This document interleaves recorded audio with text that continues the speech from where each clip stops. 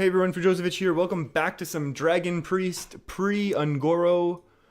And I feel like I have to make that qualifier because I feel like I might be posting these videos well after Ungoro's come out, just because I've been having so much fun playing these games. And we have got a relatively smooth curve here against what looks to be a Reno Locke, who is definitely having a little bit of a harder time with getting any sort of action going with us. But that's okay. Because there we go. There's finally their first big minion. We have the option of trying to trade into them, but I honestly... Oh, wait. Let's not make this mistake 2 games in a row now. If you saw my last video, or one of my last Dragon Priest videos, I did not activate properly. Now, we don't want to play into the Shadow Flame too hard, but because we have the taunt, no, he can attack and kind of clear the board. This is 3, 4, 5, 6, 7, 8, 9, so we have to almost clear our entire board to get rid of this, which is upsetting. I don't want to do that. Oh, if we had a dragon. Or do we just go face and hope it doesn't happen? I think that's basically how we're gonna win this game. Our opponent either needs to coin Reno, and then we're able to start doing work on clearing the board because we have a bit of a board. Or they're going to have to Shadow Flame or something else along those lines. There's the Reno. So now we have to switch to board control mentality here. And I think we're going to be able to do something reasonable. Oh, we got that Defender Vargas. You've heard me talk about Defender Vargas before. I know that. So let's see, we have 3 plus 5 is 8, which is a very awkward type of trade to be making here. Oh, these were just going to be awkward trades no matter what we did, I think. We can pump this up to 5 though to trade in there. This goes 1 for 1 and then I heal. This becomes a 4-6. And 4 and 5 is just simply not enough. So I kind of like that. How weak to Hellfire is this board? Then this board gets cleared by Hellfire next turn though. But then we can refill it with these two. So that's kind of okay.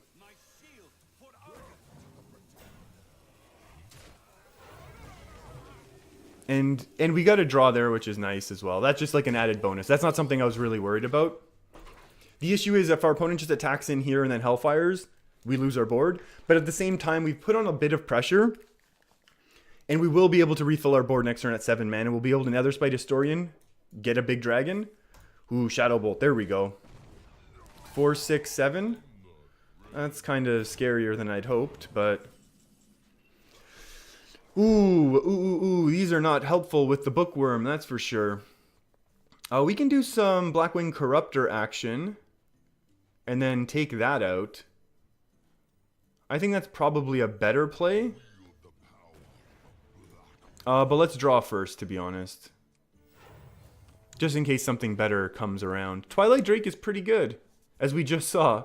We did just see that, didn't we? 3 plus 2? No, Technician's dead no matter what we do. So now we have the debate. Do we want to keep the draw train going, or do we want to keep a little bit more power on board? I'm tempted to go greedy, but let's just... I think we've drawn enough. I feel like we have enough things in hand. Like if our opponent plays something smaller, we're able to deal with it. If our opponent goes slow, hopefully we top deck a brand soon. Even though 1 out of 18 is obviously... What is that? 1 out of 20 is... Oh, that's... Well, that's not exciting for us. If we get comboed now from some super high amount. So we're just going to go ahead and... do we want to discover both? We want to replace with the stronger? Let's discover first, just in case we get something sweet. Mountain Giants are pretty sweet. Costing 7. We're going to go ahead and heal this guy out of range. And so now we'll be able to cost 1 less for each other card in your hand. We might throw it down next turn. We'll see how that goes. We could... Kazakus, there we go. That's our other major Reno. So they probably picked, oh, at 8 mana, they probably picked a 5, right, to try and deal with some of this.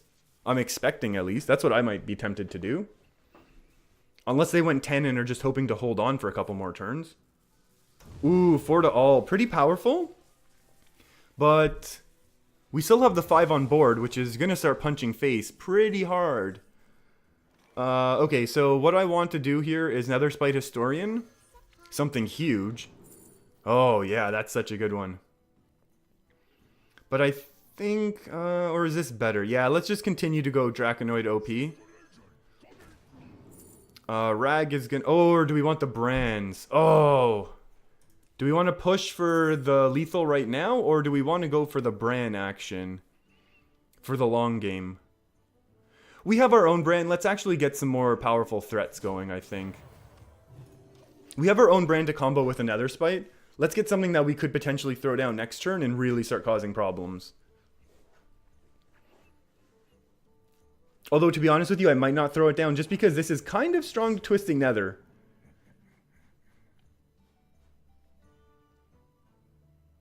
I'd be tempted to Bookworm here. I'd also be tempted to not and just do a half measure and trade and do a little bit of face damage. Wow. That's...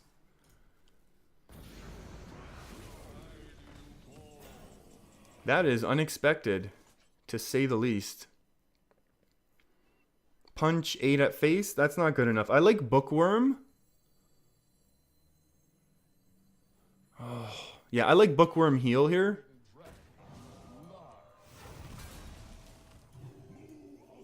And now the question is, do we want to discover more dragons or just put a little bit more dragon power on board? Let's just put a little more dragon power on board.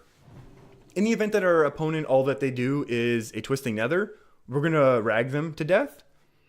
So obviously rag was the better choice at this point. We can still rag to death now. We can trade into this. And basically, the other win condition by doing that attack there is the fact that if we're able to clear board, we can just throw down rag and win. This has been an example of a very, very powerful curve from us. There's no denying that. We were able to get a very, very smooth, consistent curve here. We put in a lot of early game pressure. We were able to predict and then also deal with some of the mid game. I think we can still clear that, right? Oh no, we're 1 off of clearing. Oh, that's upsetting. We are 1 off of clearing. So now the question is, how do we want to do this? Oh no, we can trade up. We can trade up with our own Defender Vargas, but then we can't Defender and also Rag. And because of that, I'm kind of tempted to do a little bit of a half measure with just Bran Nether Spite. Or is there a way to do it? Because we can trade. This is only 6 to face. No, we're missing a little, right? There's no other removal. I don't even know what dragons would have removal. Because this refills our hand, so this stays at 7. 6, oh no, we can get this up to 7 if we Bran it. Hold on. Maybe there is some sort of trick to do here. So we punch. This goes 7. No, half measure. Half measure is the best. Oh, now I'm scared. I shouldn't have done this. We're going to go take quick picks, though. Oh, Bookworm's going to be great for later. Onyxia is going to be great. Heal that. Punch. Face. So now this is Twisting Nether turn. And our Mountain Giant, which, while fun, is probably never going to see play. That's unfortunate, but also okay. Twisting Nether time, I'm expecting. And now our opponent could play something, honestly, for 2. Just to fill the board. Yeah, that's reasonable. And I think we just rag now. Yeah, there we go. We rag and win. This has been kind of a super fun game with those Discovers and those Draconoid OPs. I hope you like those as much as I did. And we got ourselves a Jade game here.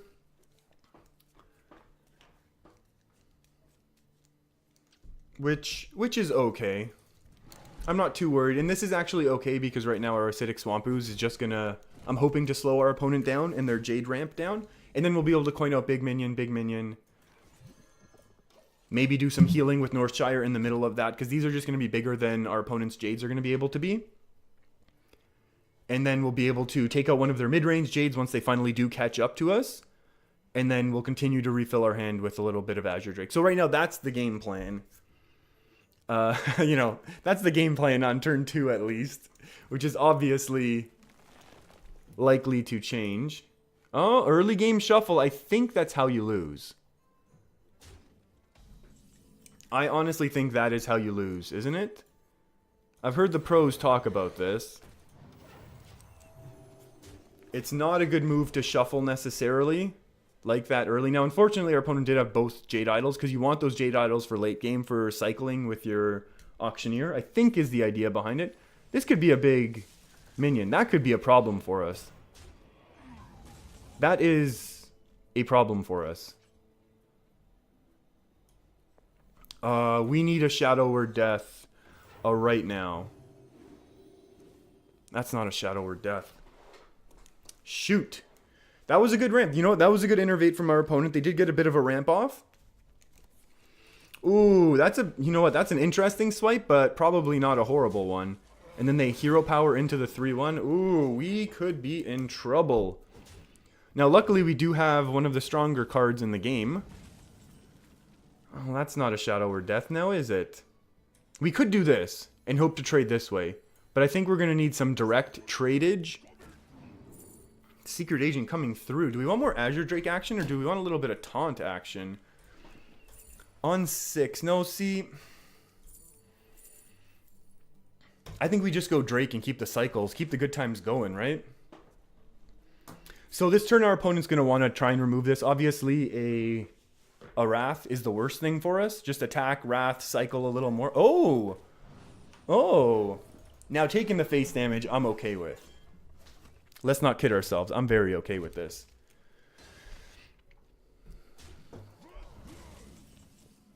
We're gonna stabilize here in a second. This has definitely been an unfortunate little bit of... Oh. Does this Azure Drake look big to you? Then just trade off the board? That's okay. Now we need our other Blackwing Technician to really get back in the game, right?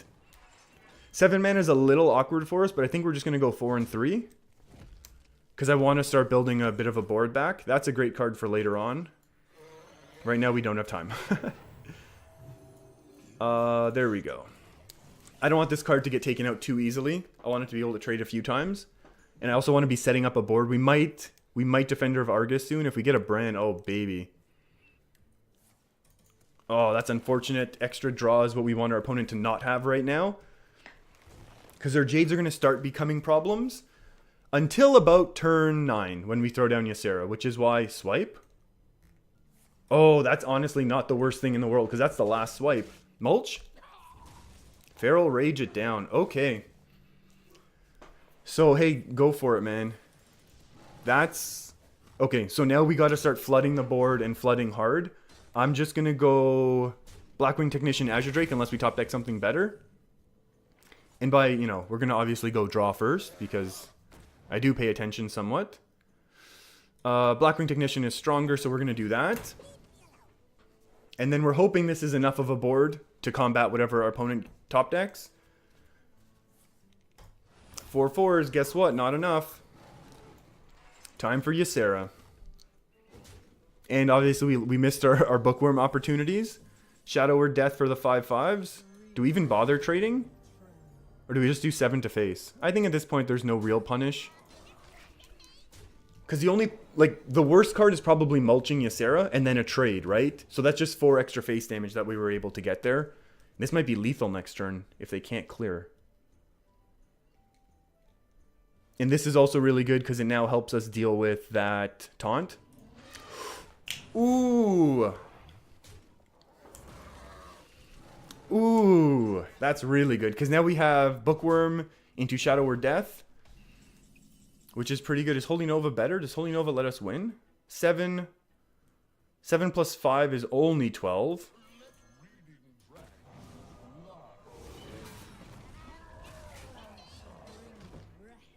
I'm going to go ahead and just throw out more minions because our opponent's already played their swipes. And they don't really have ways to deal with... Oh, okay, this is super lethal next turn then. I don't know what they could possibly have. You need a 10 mana Kazakus potion to save yourself at this point.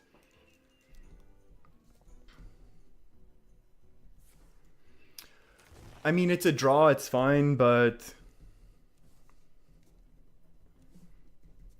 This game has basically been wrapped up. That's not enough, my friend. That is not enough, that's for sure. 4, 5, 6, 7. Please, yeah, it doesn't matter how we do this, right?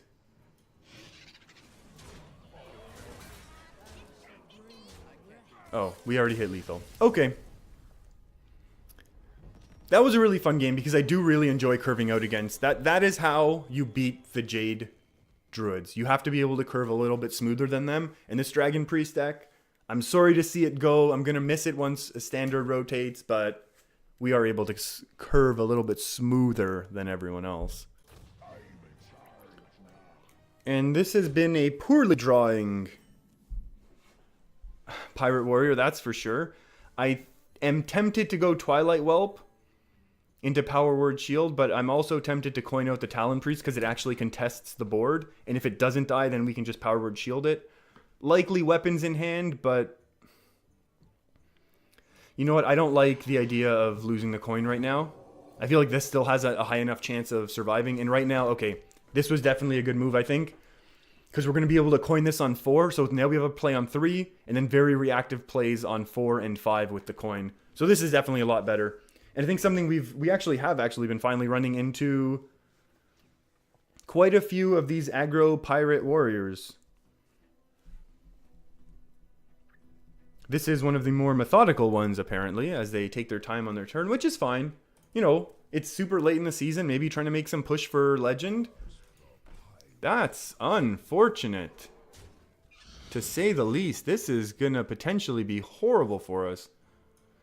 I think Talon Priest is still better than a Pain, simply because if you fall behind on board, I think I've mentioned this before in all of the Pirate Warrior videos that I've done, or, you know, playing against Pirate Warriors that we've done here, you need to have some sort of board presence. Because look, that just saved a lot of damage. Doesn't matter on the order, really. We do have an ooze to hopefully deal with. Sometimes I want to have streaming stuff going on or cameras just to have a shoe on my head sometimes when I'm talking about these things. Or just be streaming so it's actually recorded live. But our opponent still has lots of resources, so we're still definitely worried. If we see one upgrade on this, oh, upgrade it. That's reasonable enough of a kill, I think.